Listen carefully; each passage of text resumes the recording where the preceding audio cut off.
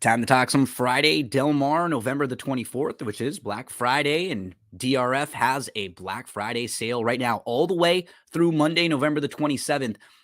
Almost everything has a 20% off discount when you use the promo code BF2023 at shop.drf.com. Past performances, all the tools that you need when you're handicapping and preparing are on sale right now. So what does that mean? Buy a bunch, save money, and then you'll have them if you're someone who plays Gulfstream Park every day, or maybe you play Santa Anita when the Santa Anita meet is. Maybe you use the Clocker reports when you need help with the first-time starters in the summer at Del Mar and at Saratoga. If you purchase now, you'll be able to have credit, and they will stack up, and you can use those later, so you won't have to spend as much money. Take advantage of the Black Friday sale right now. Let's get some best bets for Friday at Del Mar. I'll go full screen here so we can see the DRF past performances even better. I'm going to look at horses in races 3, 6, 7, and 8. Let's start with race number 3 on Friday at Del Mar. It's a mile on the turf. It's a 50 starter allowance for 3-year-olds. I like the 6 in here, Remote. Let me talk you into Remote. So his most recent race we can watch and we can get into in a second, but his form at Keeneland, you see, at Belmont, at Saratoga, not bad. He breaks his maiden at Colonial. He has a good effort at Woodbine, fine effort at Santa Anita. And then in February, he shows up at Santa Anita, has some trouble. He's sent to the bench after that. So he's off from February to August. He shows up in August, and on August the 19th, he needs the race. He's involved early on, and he just runs like a horse who's a little bit short. October the 15th. Let's watch the race. I kind of liked it. And this was what made me want to play him. He's in the race with Single Track Mind, Mega Moon. Remote is the number 2 in the horse, this race that we're watching right here.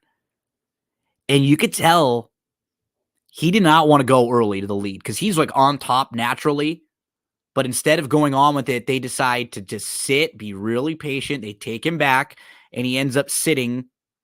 But he doesn't want to sit as far back. He wants to go. He moves himself all the way back up to about 3rd or so. You could just see, though, they were really trying hard to get him to settle behind the leaders. And he's just going to get stuck in this bad spot down on the inside. He does settle a little bit, and he's in a good position. He's sitting 3rd, and then all of a sudden, that 3rd becomes 6th because he just gets stopped badly along the inside here, and it's just not fun traffic. He gets shuffled so bad and has to come on again later. But this was his second start off the bench, and he took a big step forward here, and he has another ceiling he can get back to. We've seen him put up better races than this against good company. Right now, he's waiting for room. Now, all of a sudden, he's shuffled back to 4th because he can't go. Where are they going to go with him? They can't really ask him. He's pinned in, and the horse in front of him, Rom, is backing up. And now Rom keeps backing up, and all of a sudden, Remote loses another 2 lengths of positioning, and he's back to dead last at the top of the lane and just has no shot there. But even after that, he fights on in between, like inside of horses, and he moves up for a nice 4th after that trouble. He's got some races to get back to that really fit with this group. Nobody in here scares the heck out of me. And now we can make some legitimate excuses for a couple races, right?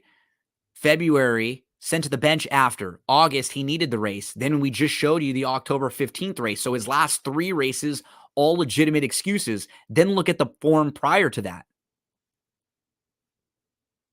A lot of those would fit. Remote, 3rd start off the bench.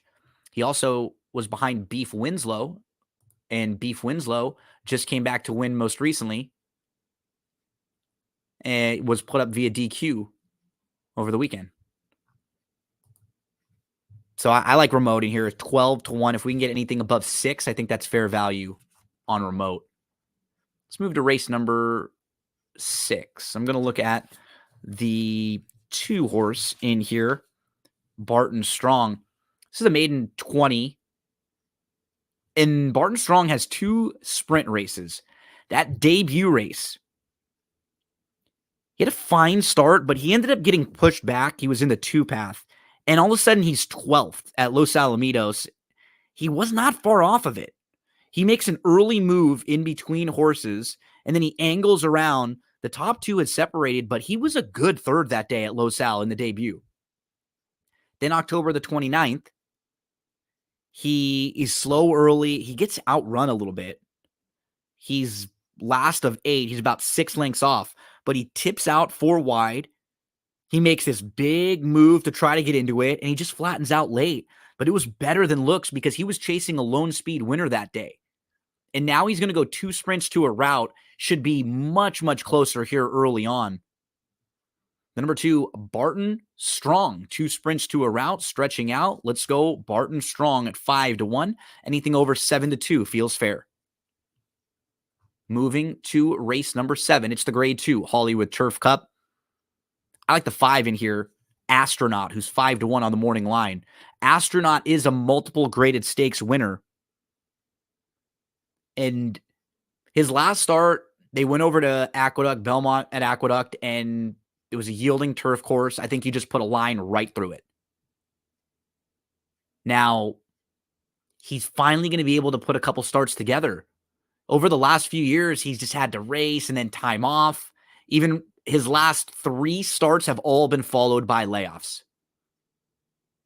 Now he should be fit. Even though that race wasn't a good race, he at least ran around the racetrack at Belmont. He at least was able to shake some of the rust off after not having been in a race since March.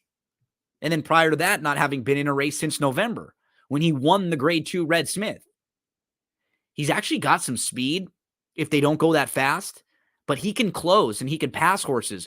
I would love to see him sitting 2nd or 3rd because I think Balladeer is going. And Astronaut can stay within striking range, certainly classy enough to win this race.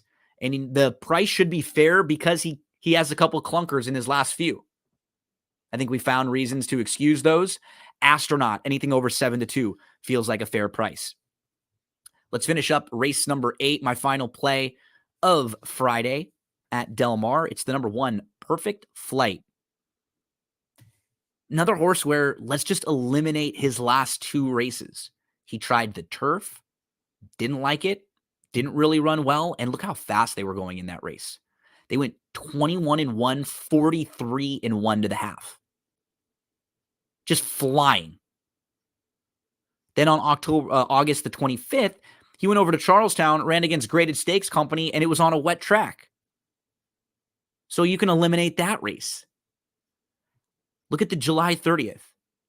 At Del Mar, at this level, non-winners of 2, optional 80.